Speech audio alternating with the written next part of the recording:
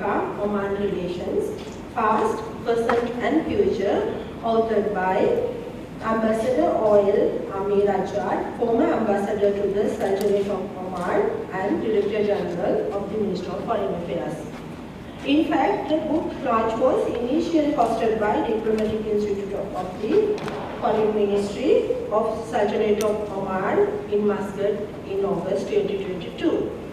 On the occasion of the 40th anniversary of diplomatic relations between Sri Lanka and Oman, the Lakshman Kadirgamar Institute is pleased to host the relaunch of this book of bilateral importance in Colombo today.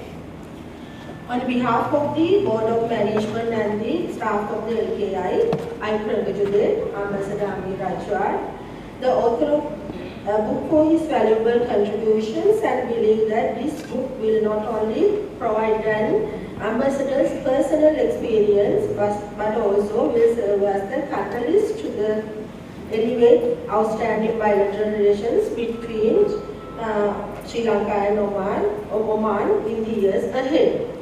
Having said that, I take this opportunity to sincere thanks every one of you for your kind presence at the LKI in this evening. I'm honored that to use the opening remarks for the Ambassador Ajwar's book, Sri Lanka-Oman relations, the present, the past, and the future. It's no easy task to write a book, and I must credit the Ambassador. And it's no easy task to be an ambassador either. So I think it's double difficult to write a book while you are an ambassador. And so I must credit the Ambassador Ajwar for writing this wonderful book, which details, which is divided into 5 sections. The first section of the book talks about the history between Sri Lanka and Oman, and not only Oman but with the Arab states. Deep-rooted history, and he refers to many of the Arab scholars and the visits done by from Marco Polo to Ulaanbaatar to the other various visitors which we have had, and the trade links are explained. The book was released to mark the 40th anniversary of diplomatic relations between Sri Lanka and Oman, which was commemorated on 17th February 2021. And the links between Oman and Sri Lanka has always been people-to-people relations. And I think it's emphasized in the fact that the first IGP in the Inspector General of Oman was Sri Lankan. And since historically we have had very strong ties with Oman, it chronicles the century-old bonds between Sri Lanka and Oman, which dates back to the pre-Christian era and was mostly built on trade. The book presents a comprehensive review of collaboration between Sri Lanka and Oman, from hockey to fruits to international D-Day to cricket tournaments and fisheries and technology.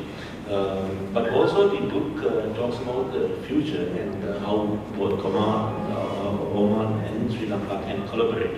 I myself visited Oman while the Ambassador Ajwar was the ambassador in Oman, and I was particularly interested when it comes to trade, because the trade links which we have, if you look at the FTAs which Sri Lanka has an FTA with India, Pakistan, and Singapore, and then they are also looking at new other FTAs with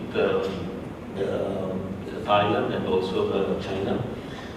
And Oman has FTAs with US, Singapore, Iceland, Norway, Switzerland, and some of these countries. So there's a real possibility for trade to take place between Oman and Sri Lanka.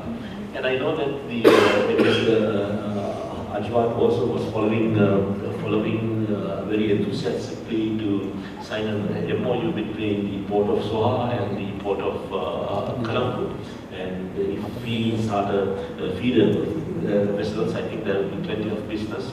And the book has emphasized on this aspect, particularly with the trade pertaining to from the Arab states and from the two countries such as Bangladesh, which the port of Sri Lanka can utilize. And this also talks about how other areas of collaboration in areas such as education and the way forward, particularly in order for Sri Lanka and Oman to increase its ties further. So I take this opportunity to thank Ms. Ajwar. One issue which the Minister and I have always been talking is that sometimes when the ambassadors leave a post that there is no institutional memory. Well, with Oman this won't be the case because now we have written a book and I think it's a fabulous book. Everybody, it's easy read. It's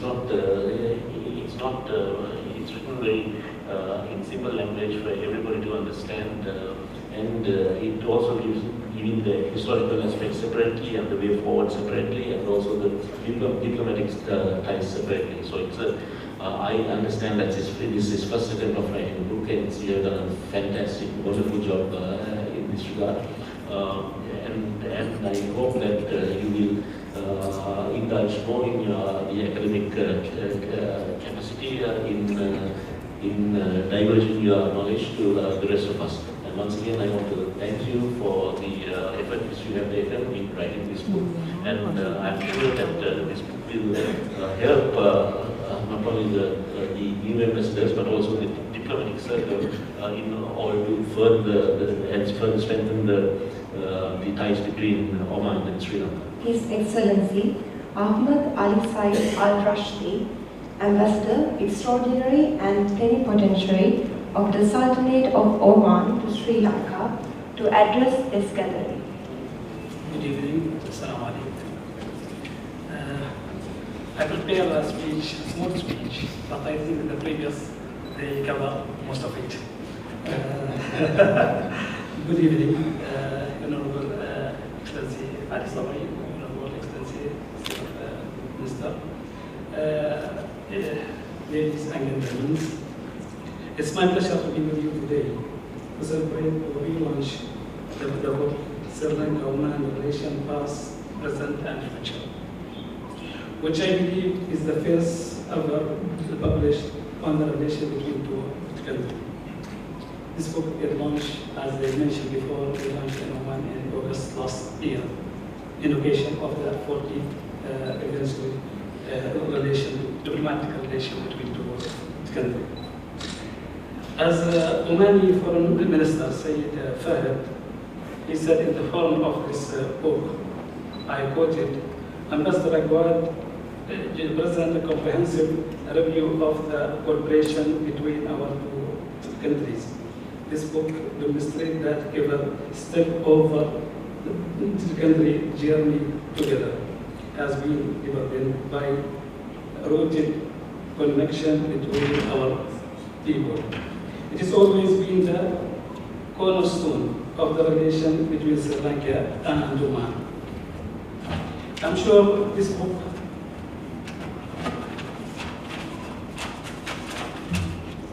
took a lot of time from Ambassador Agwad to write it.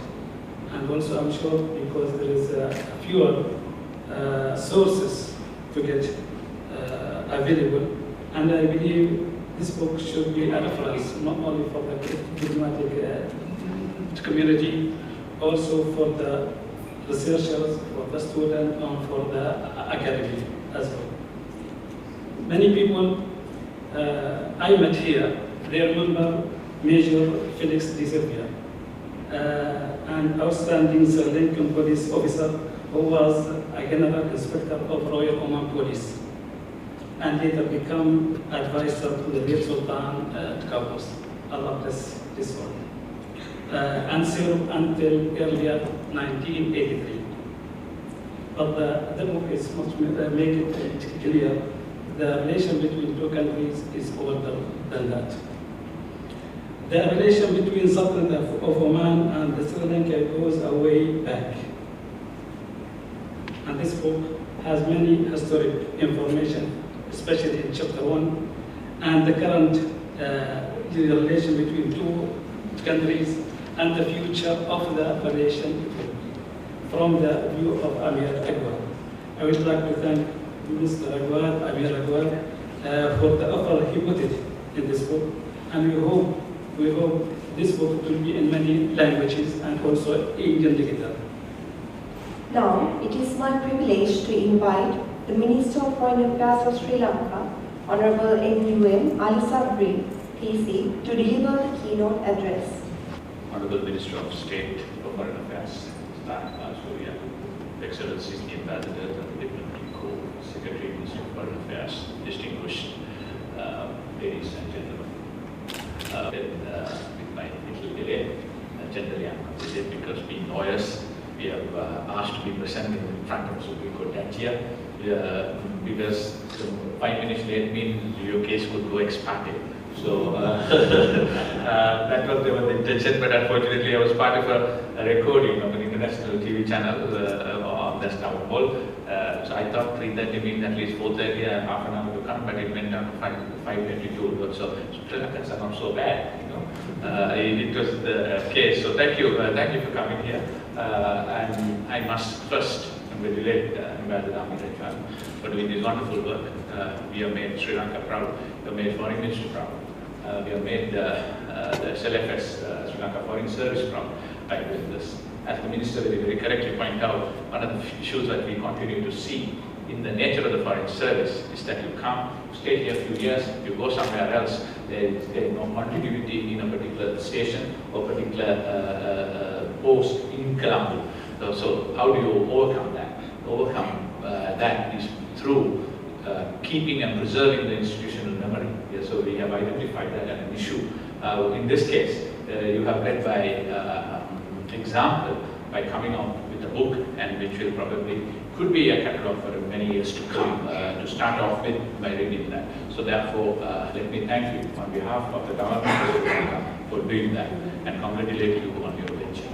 So coming back to our relationship and the Sri Lankan foreign policy, we have been throughout championed the cause of non-alignment, friendship to all, enmity to none. So we continue to want to pursue that. And particularly in the Middle Eastern countries, we have been long-standing friends. We have been part of a very important moment. And when Sri Lanka hosted in 1976, I think, the non-aligned summit, there were about 90 world leaders came, and almost everybody from the Middle Eastern countries were here in Colombo. So our relationship goes back for many years.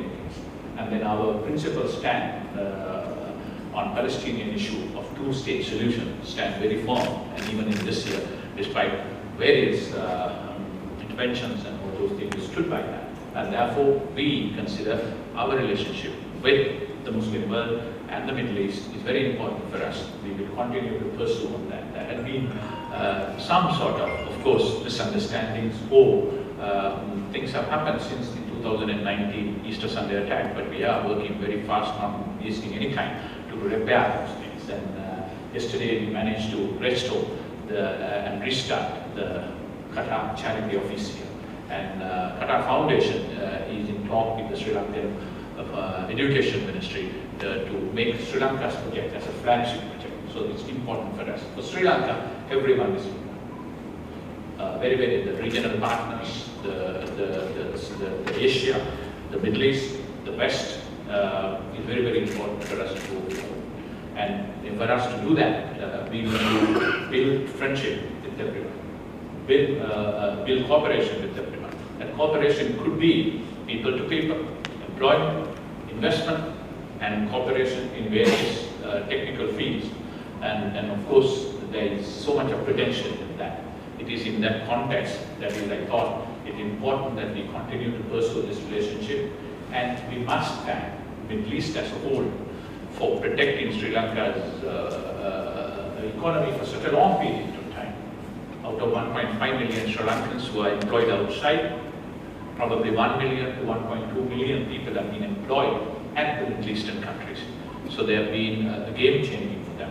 You know, I have seen so many people have made so much of difference in their life because they provided an opportunity there. So that is one area that we sometimes just take it for granted.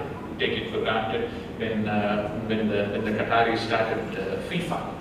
There was about so many Sri Lankans are getting their visas and getting in. So anyone else paid in some other countries, for anyone to get the visa would have been 6 months longer date, and they would have given a date after the finals. So it is that kind of relationship. It is important for us to continue to pursue that kind of relationship. Therefore, in the presence of least ambassadors and the diplomatic community here, we would want to continue to pursue that relationship and improve upon that. Because in Sri Lanka, you have a reliable partner who has stood with you in testing time. And in turn, you have stood with us in multilateral and regional forums, thick and thin, supporting our cause, supporting with us. And therefore, it's important that we will do that. I'm not going to take much of your time because I'm sure our friend Ranga is here to give an overview on the book about it. So I deliberately did not talk about the book. The ambassador spoke about the book, the minister spoke about the book, and there is a book review coming.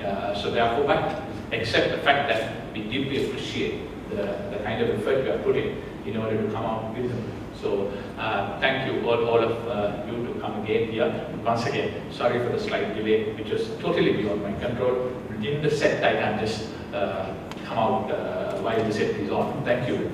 Now I invite Mr. Nandika Buddhipala, President of National Chamber of Commerce, Sri Lanka, which had recently signed an MOU with the Oman Chamber of Commerce and Industry and hosted a high-level visit of the largest business delegation from Oman to Sri Lanka in March 2022 to say a few words representing the private sector. Honorable Ali Sabri, President Council, Minister of Foreign Affairs, Honorable Al Surya, State Minister of Foreign Affairs, His Excellency Ahmad Ali Said Al-Rashdi, the Ambassador of Sultanate of Oman to Sri Lanka, and all other ambassadors and the diplomatic community here. Mr. Amir Rajwat, with whom that I have been dealing with quite for a while to get our relationships with Oman to strengthen, who's at the moment Director General of Performance Review and Implementation, Minister of Foreign Affairs, and the former Ambassador of Sultanate of Oman, and finally Dr. Ranga Kalansurya. Definitely, as the Minister also mentioned, definitely we will get into the discussion of the book. I'm not going to touch on that. And Ms. Audi Jayawardena, Secretary to the Foreign Ministry. And maybe finally Ms. Idris Sinha, Executive Director of Lakshman Kadirgamar Institute. So, Assalamu alaikum warahmatullahi wabarakatuh.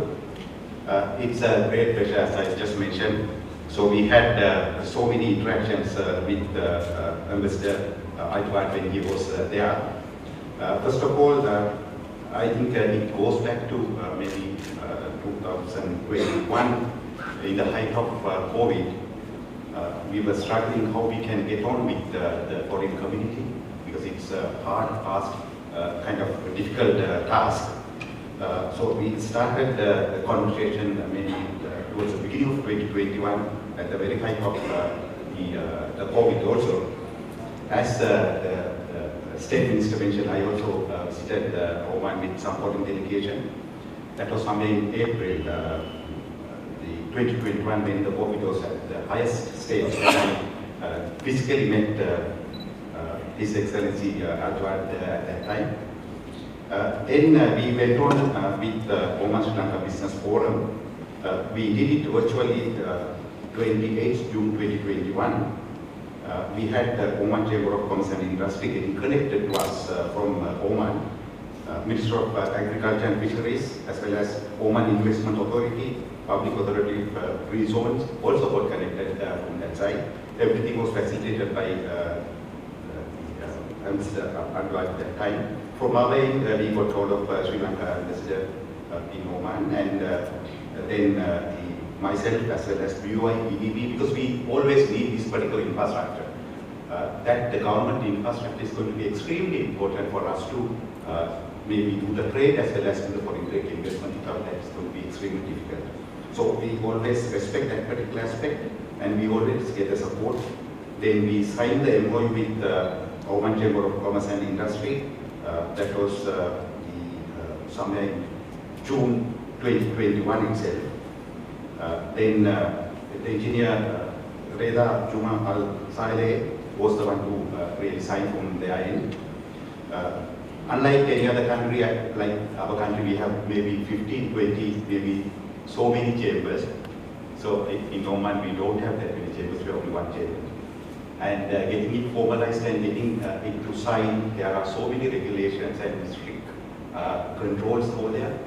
So Ambassador really that time helped me to get over all these issues. Finally, we were able to sign up it, and then thereafter, we had physical delegation coming down. We had 17 the Omani business people came down here. That was somewhere in March 2022. I think the cultural relationship moving a bit away. Without any cultural relationship, I don't think that we can do any business. And specifically in this particular moment, Foreign Ministry, specifically the Minister and the State Minister being here, is a huge encouragement because we need to look at not only the commercial aspects, we need to look at our other relationships. Those relationships are going to be extremely important for us to cultivate and move up with our economic development and having some trade relationships. So we are continuing with those kind of relationships. We need the support of Foreign Ministry specifically. We have seen a lot of enthusiasm that has been taken by the Foreign Ministry in the recent past. There is some of our centralization of all the efforts rooted through the Foreign Ministry, which is going to be extremely important for us to get over the economy. Maybe small words as far as the Oman is concerned. My first interaction goes back to 1993 when I was working for KPMG. I worked seconded to Bin Malik Mitchell for 3 months. So I was there in Oman for 3 months. A lot of experiences, a lot of relationships built up. Maybe some of the relationships are running 30 years, but still during the short tenure of 3 months, built up so many relationships. I still can remember when I visited one of the places to do some consultancy work, I found some Indian North person called Silon Sakai. Unfortunately, I lost that particular contact. But to see, his father was kind of working here long ago, fell in love with the country, so he named his son Silon.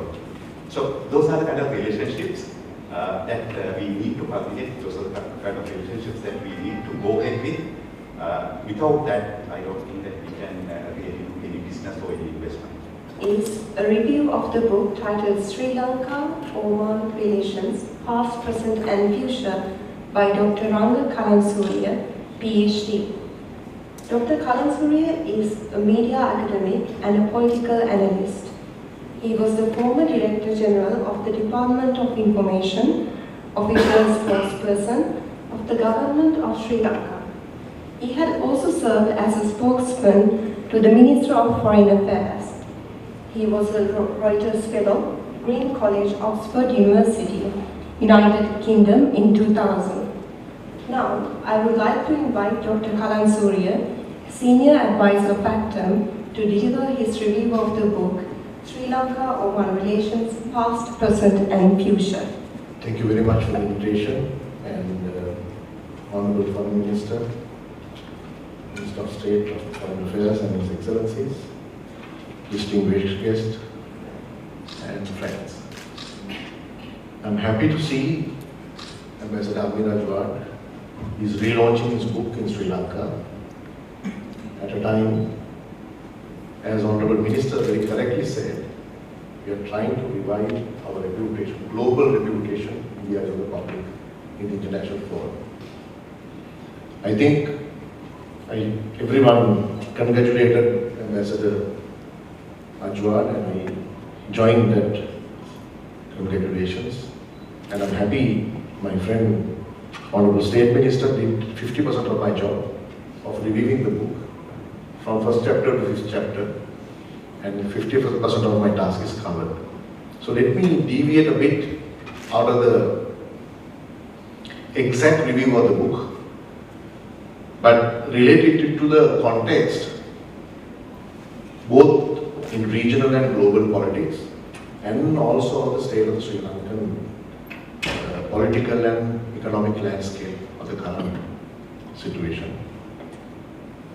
This book has, as Honorable State Minister said, 3 segments: the past, the present, and the future.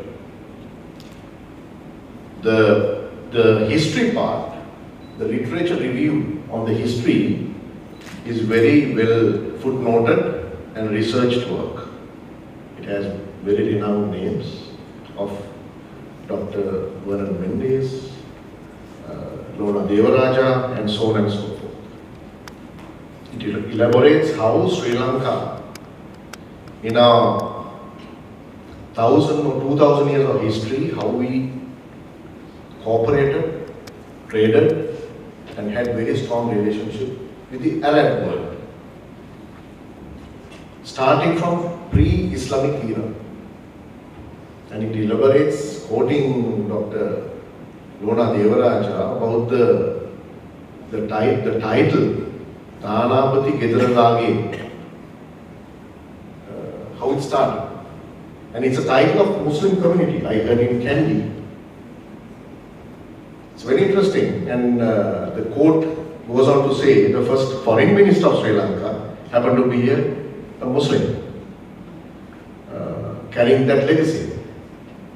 Ironically, or by default or whatever, even the current foreign minister is from the same community.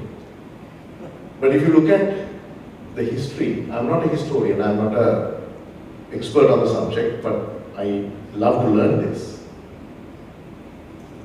These historic bonds were very strong between Sri Lanka and Arab, the Muslim nation.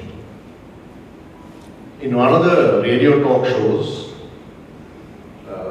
by Professor Raj Somadev, he is running a massive series of talk shows every Monday. I never miss that, on Net Radio for about 2 hours, elaborating the history and review and analyzing the situation. In one of his talk shows in recent episodes, he elaborated how Oman, Egypt and Sri Lanka had the relationship, I think in 14th century, during the Gambadeniya kingdom. Apparently it happened to be the time that I got your book as well. So it's really correlated, the content of the book. Professor, I quote him.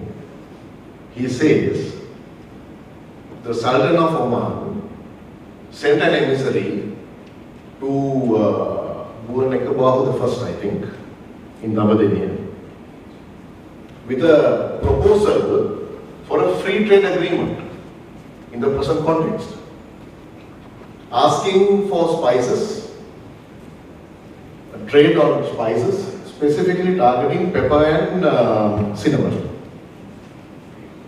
And the king, Sri Lankan king Buwanekabahu I, he already had a pact with Egypt by that time, because trading with Egypt was more lucrative than Oman. Mahavansa says the king, Buwanekabahu, did not want to hurt the feelings of the emissary from Oman.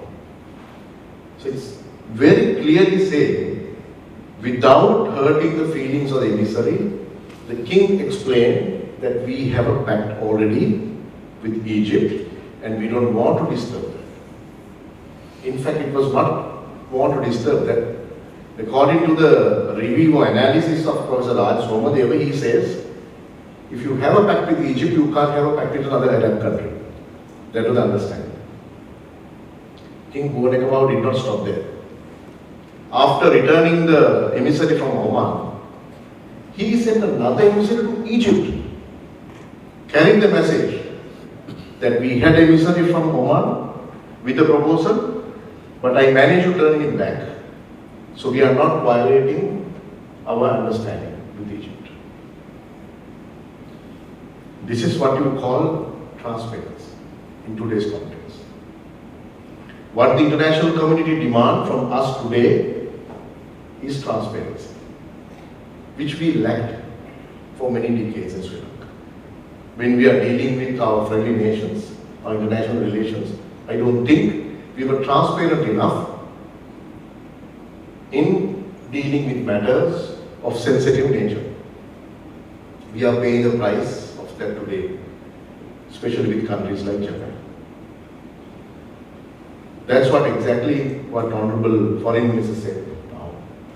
Even on the measures were taken, some measures that were taken after 2019 were not transparent, were not justifiable, and now he is doing his maximum to correct those mistakes. In the past, our kings, our rulers maintained that transparency. That's why he sent an emissary to Egypt to explain the matters. According to Fukuyama, the state has two main characteristics. One, rule of law. Second, democratic accountability. Today we are celebrating in less than 3 weeks' time, we are celebrating our 75th anniversary, our independence. But unfortunately, as a bankrupt nation, there's a truth. Here we have a lot of ambassadors, foreign ambassadors and our own ambassadors. For our own ambassadors, for a fact, it's a very tough time to face the outside world. We are represented in the outside world, in our forums, as not as a successful nation, but we are, I don't want to use the term failed state, it has a different connotation, but we are not successful state. So we are not carrying strength, we are not carrying dignity. So the task, I'm sure, of the foreign ministry, especially the two ministers here, they are carrying is extremely heavy, I think second to the President of Sri Lanka. Rebuilding the image, the reputation of Sri Lanka. Why? Because we did not have rule of law and transparent accountability. Rule of law, on my own interpretation, I'm sorry to say this in front of a Supreme Court, former Supreme Court judge and the President Council, but for me, rule of law is the desire, at today's context, the law is the desire of the ruler. If he decide, I will use this law to do this particular thing, he will do that. But that's not what we mean by rule of law. That's what we need in this country. The democratic accountability system is yet to be established institutionally in Sri Lanka. That's what we need in Sri Lanka, and that's what our international friends, including International Monetary Fund, is saying us. We have failed to do that. But our rulers, our kings, were successful in that. That's how we did trading, that's how we did bilateral relations, multilateral relations for thousands of years. But after independence, we have we have totally neglected that part, and we have done entirely the opposite. The other part is talking about the future. And Mr. Amir Ajwad proposed in his book that we should move out of the traditional dealings with our friends, especially with Oman, but definitely from in our other international relations as well. Of course, we heard the name of Felix de Silva, the first IGP of Oman. Not only Oman, we have the former ambassadors to Malaysia and many countries in it. If you go to Malaysia, who built the foreign service, the public service, the transport service of Malaysia? It was Sri Lankans. Sri Lankan made the history of these countries. But today, what are we exporting? Cheap labor. So this is something we have to reveal. Last year was a turning point of Sri Lanka. Not only for Sri Lanka, don't just focus on Sri Lanka. 92 countries in the world had their public protests. 92 countries. Some had regime changes also, including Sri Lanka. Indonesia did this 25 years ago to oust Suharto after 36 years of rule. If you look at Indonesia, by the end of this year, Indonesia will be the 5th largest economy in the world after failing the economy, but having a very strong reform process. Suharto, with his knowledge of the protests, he knew he has to go. So he appointed his confidante, Habibi, as his vice president. He made sure that the presidency is replaced by Habibi. Why? For the safe exits of Suharto.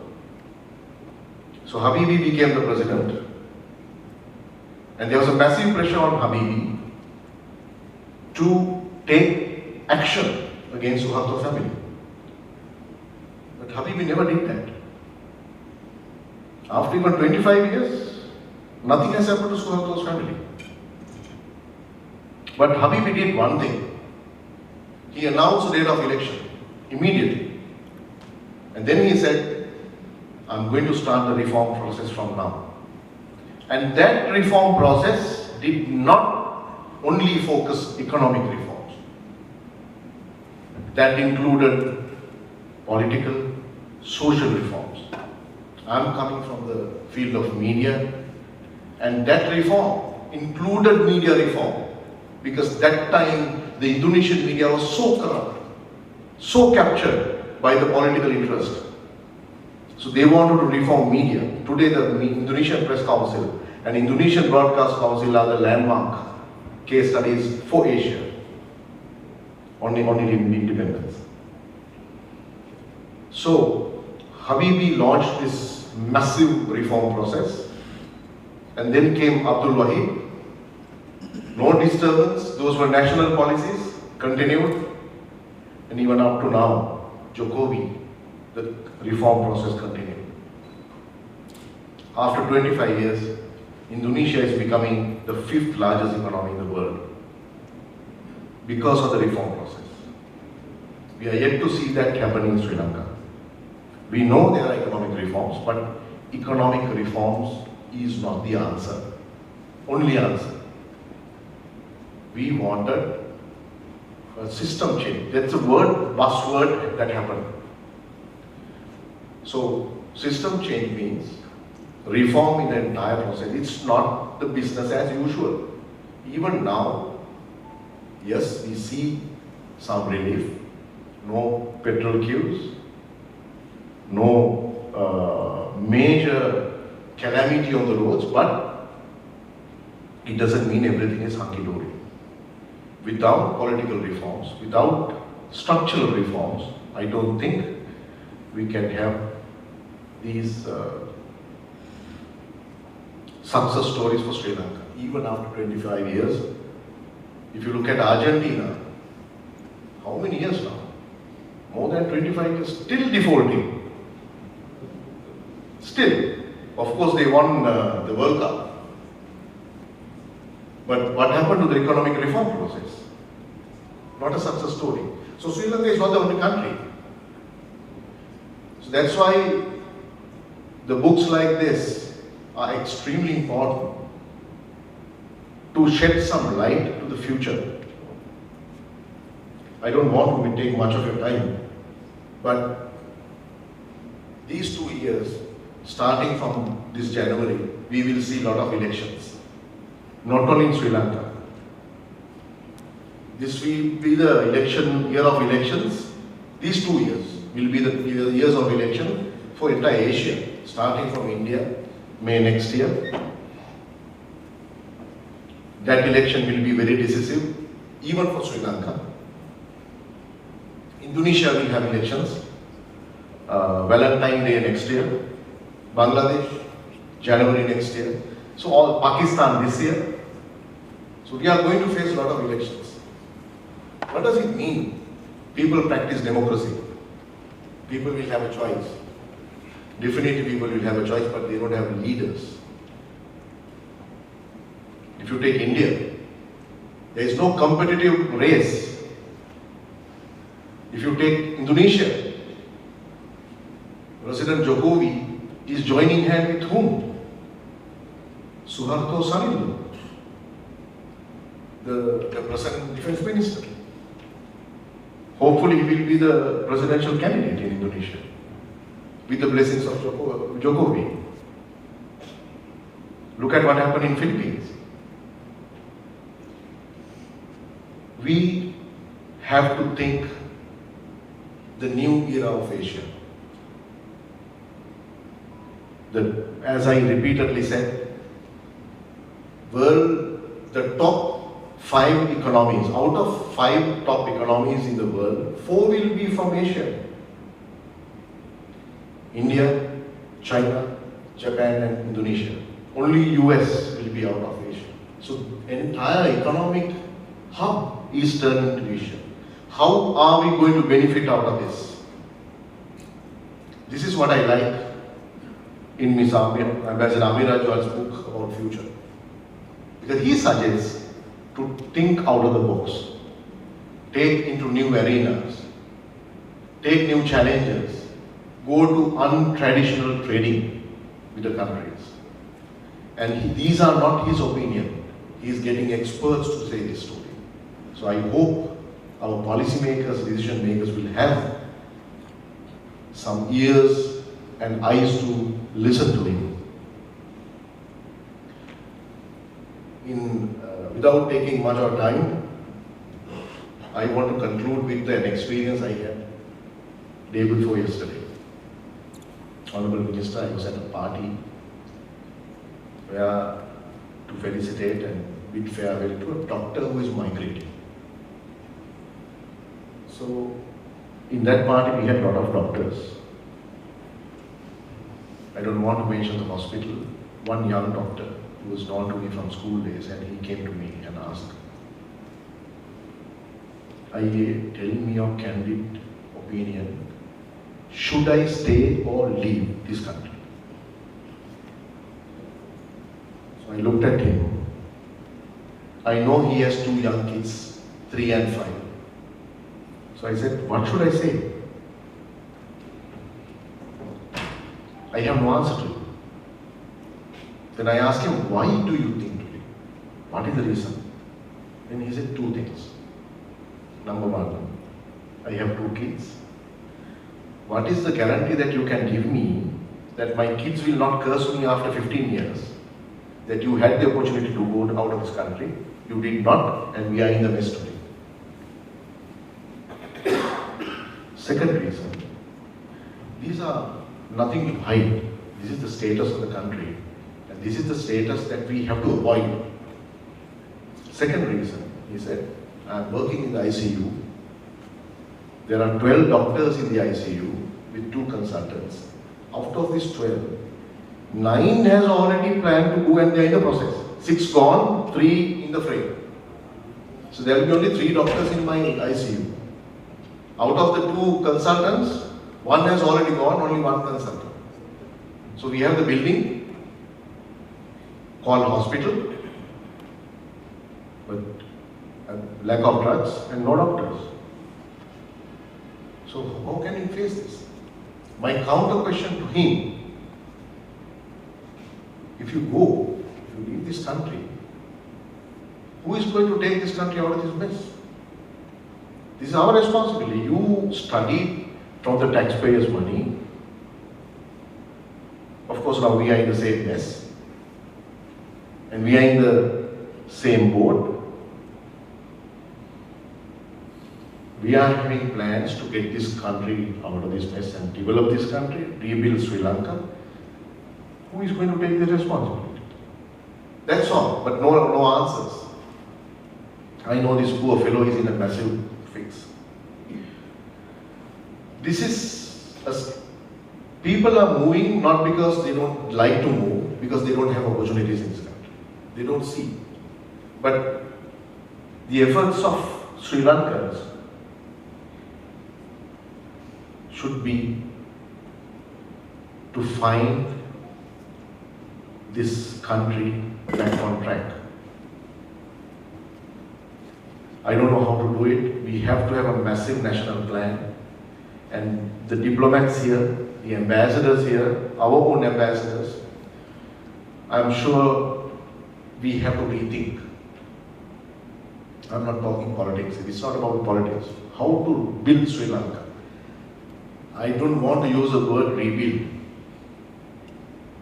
In last closing remarks, let me give some experiences. As Factum, our own think tank, led by our chief analyst Udita Devapriya, who is present here now. We are doing a small survey around the country about the foreign policy in Sri Lanka. How to, just to get some glimpse how grassroots people think about foreign policy. So we went to Hambantota first, grassroots. The group of 35, 40, about 40 people. One young fellow was talking about marketing diplomacy. He said, sir, forget about these traditional diplomatic norms. Sri Lanka should get on to marketing diplomacy. Wow.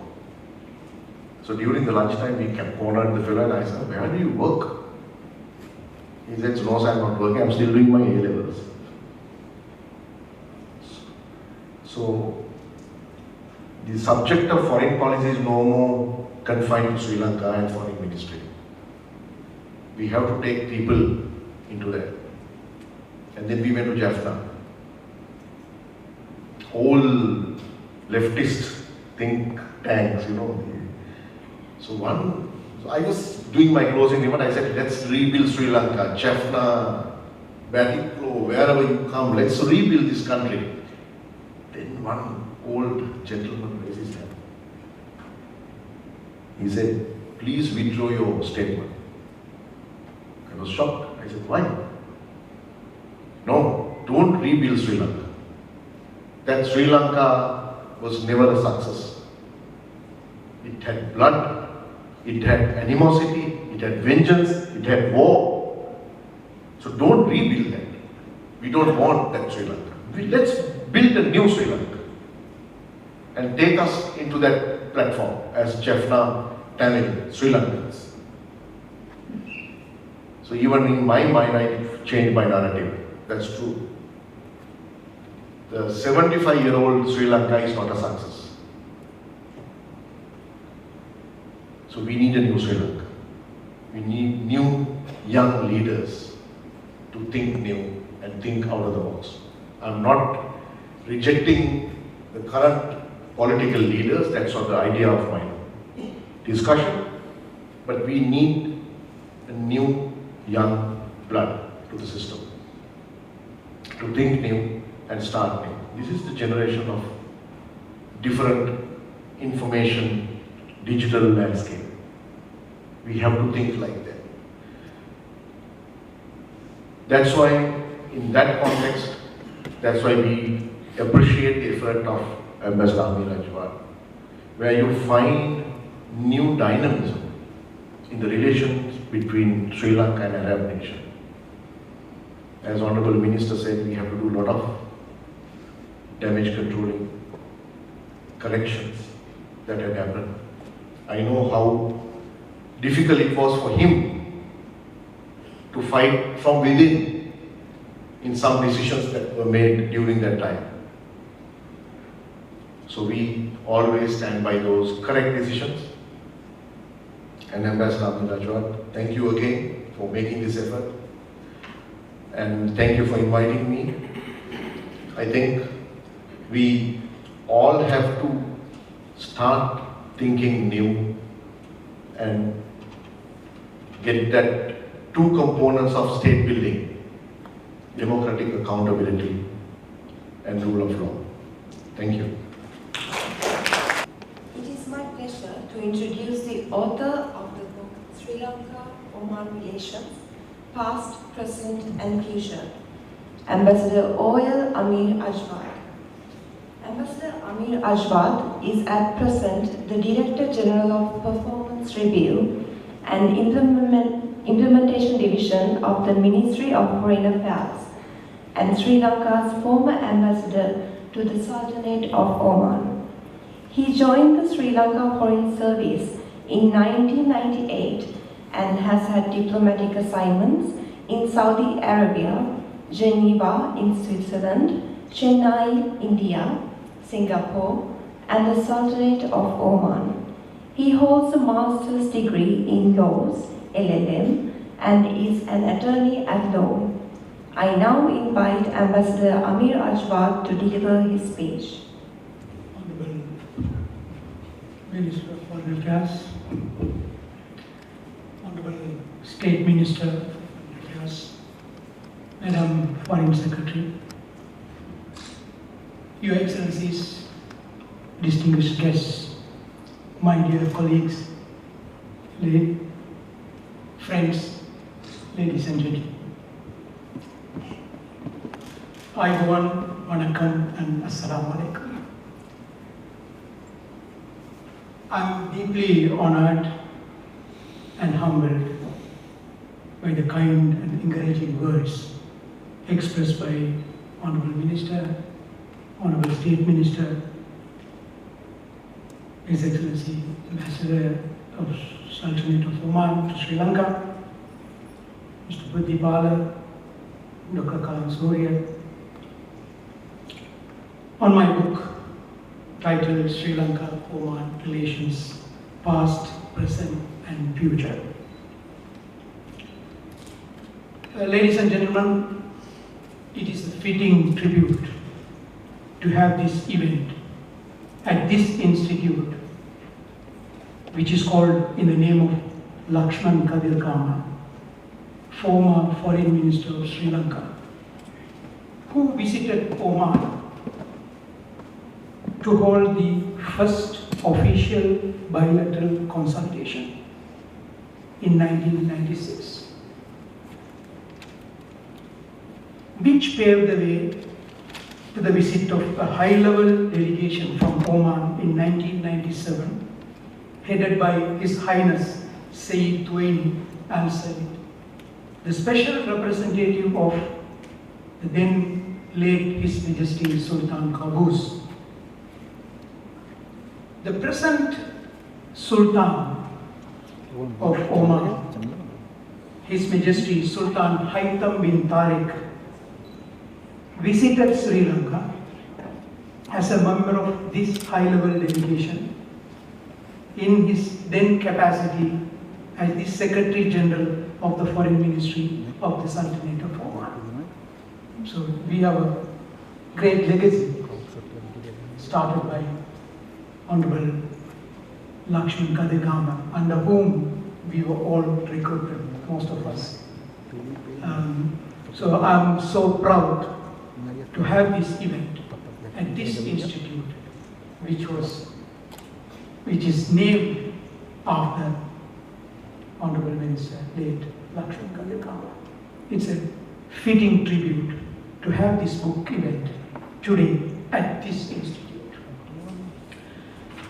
Ladies and gentlemen, the book on Oman-Sri Lanka relations, past, present and future, was initially launched, as my previous speakers stated, in August 2022 to mark the 40th anniversary of the diplomatic relations between Sri Lanka and the Sultanate of Oman, which was commemorated in the year 2021. The commemorative occasion provided an opportunity to take stock of the progress in the past and plan for the future. A series of activities were organized throughout the commemorative year, championing the challenges posed by the COVID-19. The book highlights these collaborative activities ranging from hockey to planting trees, International Day, as Honorable State Minister stated. This, of course, this was pointed out by His Excellency Foreign Minister of Sultanate of Oman himself in his foreword, a beautiful foreword by him to this book. Ladies and gentlemen, as the two countries of the sharing the Indian Ocean, Sri Lanka and Oman are well poised for greater connectivity and deeper economic cooperation and synergies. However, The current bilateral cooperation between the two countries unfortunately does not reflect the true potential of the opportunities available in both countries. The key factor the author, as a practitioner in Oman, identified was the lack of awareness. The lack of awareness of each other's potentials and opportunities available in many areas of mutual interest. Of course, that triggered the interest of writing of this humble contribution. Therefore, the primary motive behind this book was to bridge this gap and to create a roadmap for deeper engagement in the future, while recalling the glimpses of the history between Sultanate of Oman and Sri Lanka. The Sultanate is an unexplored destination for Sri Lankans, as well as Sri Lanka is an unexplored destination for Omanis. So this gap should be filled by sufficient information flow and awareness of each other's potentials and opportunities available in both countries. It is against this backdrop, the chapter 5 of the book has been dedicated to provide vital information extracted from official sources of different entities in both countries under 6 identified sectors, with a view to creating much needed awareness to the benefit of the interested readers. The chapter also brings expert opinions highlighting the opportunities, as Dr. Kalan Surya stated. I interviewed many experts in those sectors who are real expert professionals, practitioners, to get their ideas what is the way forward. So I recorded faithfully in the book, which are the value additions of the book, if you read those chapters. The chapter further highlights success stories. Another element in the element I inserted in that sector, that chapter, is the success stories of the embassy. Amidst the pandemic challenges, 2020, 21, 22. So, despite the challenges, we were able to achieve some progress, some success stories. This, of course, I have indicated, written in the book or registered in the book to showcase such durable initiatives to yield productive outcomes for mutual benefits. That's the purpose of my referring to those success stories. Not to boast myself. The reader may think that I'm boasting myself, but not the purpose of that. To showcase these are doable initiatives that will yield results. I believe that the chapter 5 could be the takeaway of the book. And also I see some important stakeholders in the room of our success stories, these success stories. Of course, one of them is our president of the National Chamber of Commerce. We did a lot of work with him and we signed the MOU, and then we invited a 17-member, the largest delegation ever from Oman, headed by its own the president of the chamber. So that was one of the success stories. And we have the Lalang group here. Now we got down a Lalang group to open rubber manufacturing facility in Oman, in one of the free zones of Oman. Now they are doing that. I think they are going to re-export our products, our surgical gloves to the US and other markets. So that is one of our, and the representative of Lalan Group is here.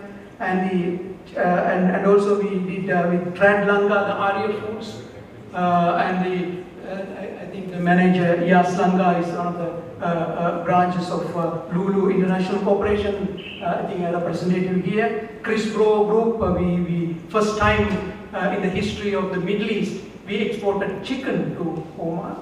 30 metric ton chicken came to Oman in 2021. So that Chris Bro did that, that broke the market and accessed the market. And then Mr. Ambrose is here. And also we got down this Millennium IT, and they are going to open their branch there in Oman. So these are, I'm grateful for their gracious presence here today to celebrate this book release. Ladies and gentlemen, the 2023 is an important year for both Sri Lanka and Oman. Because both countries are assuming the chairmanship of two strategically important organizations. While Sri Lanka is assuming the chairmanship of the Indian Ocean Rim Association, IORA, Oman is assuming the chairmanship of Gulf Cooperation Council, GCC. These are two important organizations, regional organizations of bloc. Both countries would initiate collaborations bilaterally as well as multilaterally and synergize cooperation to make use of these opportunities unfolding under this chairmanship, under their chairmanship. So these are, it's a good opportunity for 2023 to collaborate, to work on bilaterally as well as multilaterally under this setup. Ladies and gentlemen, the book is not perfect. We compiled the information what were available with us and what we had access to.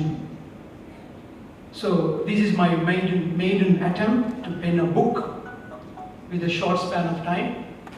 I regret any omission or commission or an error or a mistake.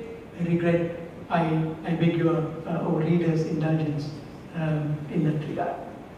Ladies and gentlemen, the book would not have seen the light of the day without the support extended by an array of people. I have faithfully acknowledged them in the book. I take this opportunity to extend my profound gratitude through His Excellency the Ambassador of Oman, to His Excellency Sayyid Badr Al-Busaydi, Foreign Minister of the Sultanate of Oman, for offering me a beautiful foreword to the book, and which is a great value addition to this book. Thank you for that. And I'm sincerely grateful to Honorable Minister Ali Sabri, President's Council, for readily accepting this idea for this relaunch in Colombo, and for gracing this event as the chief guest. We are also thankful to Honorable Minister for his inspiring speech, articulating the Sri Lanka's foreign policy vis-a-vis the Middle East region, with which Sri Lanka has time-tested relations. The book amply testifies that effect in chapter 1. I'm also indebted to the State Minister, Honorable Taraka Balasuriya, who had been a tower of strength during my tenure in the Sultanate for promoting bilateral relations between Sri Lanka and Oman. Honorable State Minister visited Oman, and he was part of the 40th anniversary of diplomatic relations in Oman during 2021. I thank you, Honorable Minister, for that strength and that energy that you gave me during that time, amidst the COVID challenges. He also hosted a 17-member, the largest ever delegation from Oman Chamber of Commerce, headed by its chairman in Sri Lanka in March last year. Also, I owe my debt of gratitude to Madam Aruni Vijayawardena, Secretary of Foreign Affairs, without whose unstinted support this event would have not been possible. I am not only grateful to Madam Secretary, Foreign Secretary, but also indebted to her beloved mother, late Professor Lona Devaraja, one of the celebrated and eminent historians of Sri Lanka, whom I have quoted extensively in chapter 1 of the book, which traces Arab links with Sri Lanka. I have referred Professor Devaraja's popular book titled The Muslims of Sri Lanka, 1000 Years of Ethnic Harmony, 900 to 1915. This is a book of authority in this connection. And thank you, Madam and Madam's beloved late mother for that, for those beautiful and an important work she has done during the time. My sincere appreciation to Mr. Nandika Buddhipala, President of the National Chamber of Commerce of Sri Lanka, with whom we work closely to connect the private sectors of both countries and signed an MOU virtually, championing the pandemic challenges. And also I am grateful to your kind remarks. I am truly obliged to Dr. Ranga Kalan Surya, who kindly accepted my invitation to review this book. He has done a professional review after reading the book through his multiple lenses of expertise and professionalism. So I'm sincerely thanking to you and my appreciation to you, Doctor, for your kind and encouraging words. My sincere appreciation is also due to all the guests for your gracious presence this evening at this book launch, accepting our invitation. I feel deeply honored. Last but not least, I take this opportunity to sincerely thank the Board of Management of the LKI, Acting Executive Director, Director Administration and Finance, the dedicated staff of the Lakshman Kadirgamar Institute, the Protocol Division, Public Diplomacy and Administrative Divisions of the Foreign Ministry for the job well done in organizing this event as a success. May Sri Lanka-Oman relations continue to flourish and be sweet as Muscat, which is the household of Sri Lanka in Sri Lanka. Muscat is a household name in Sri Lanka, so we endeavor to work on to promote these relations, Your Excellency, and to continue to flourish. And there are many opportunities available, and the book is a testimony to that. And then I think the book will be useful for the practitioners or the business people to take away those, particularly the chapter 5 will be useful for the business people and even the chambers. You may share with you other things, because I have made available the information in both countries. The opportunity is available, and the rules and procedures which are in place in both countries. So it's the two-way traffic to both sides can be benefited. So hopefully you will get your free copy. It's a charge. It's a free copy. Everybody will get your copy. So please read the book and send me your comments so that I can do better in the future. Thank you very much for your kind attention.